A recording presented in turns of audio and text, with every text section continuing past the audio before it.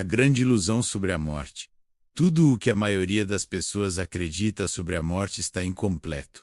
Ela não é um fim, não é um castigo, e muito menos um mistério sem resposta. Segundo a doutrina espírita, codificada por Allan Kardec e aprofundada pelas obras de Chico Xavier, a morte é apenas uma transição, um retorno ao mundo espiritual. Mas aqui está a parte que quase ninguém conta.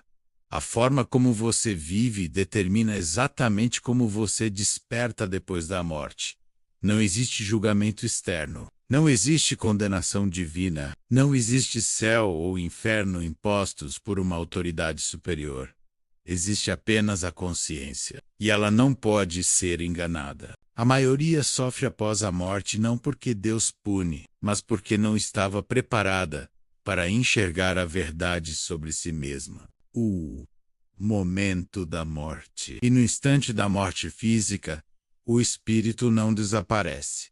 Ele se liberta do corpo. Esse processo é chamado de desencarne. Para alguns, é suave. Para outros, confuso e doloroso. Tudo depende do grau de apego à matéria. Chico Xavier descreve, em diversas obras, que o espírito percebe o corpo ficando inerte, sente-se leve ou desorientado, e muitas vezes demora a aceitar que a morte aconteceu. A consciência permanece ativa.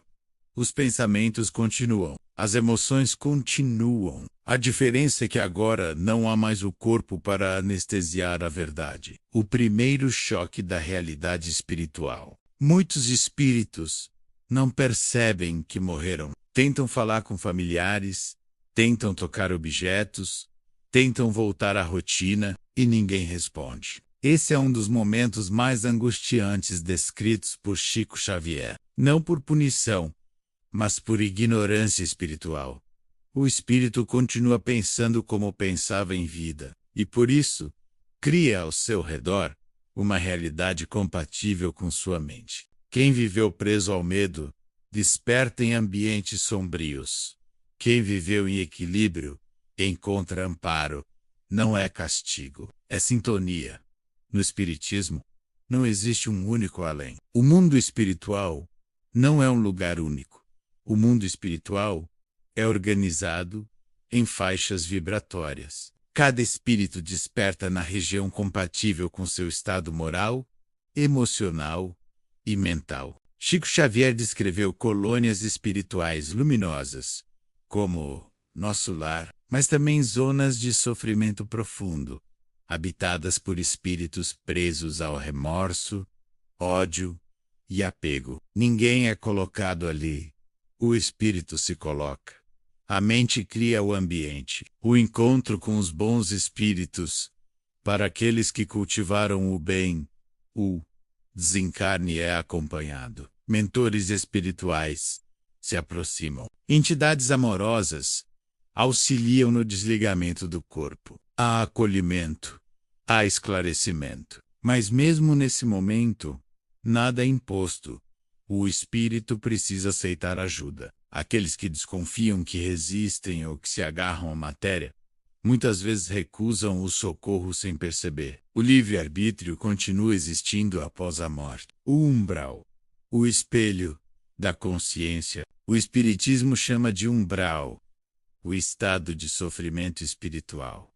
Não é um lugar criado por Deus para punir. É um estado mental coletivo. Chico Xavier descreve o umbral como regiões densas, pesadas, onde espíritos vivem atormentados pelas próprias culpas, vícios e arrependimentos. As visões assustadoras não vêm de demônios. Vêm da própria consciência. O maior tormento não é externo. E quanto mais o espírito se revolta ou se culpa, mais tempo permanece ali. A revisão da vida segundo a consciência após o desencarne.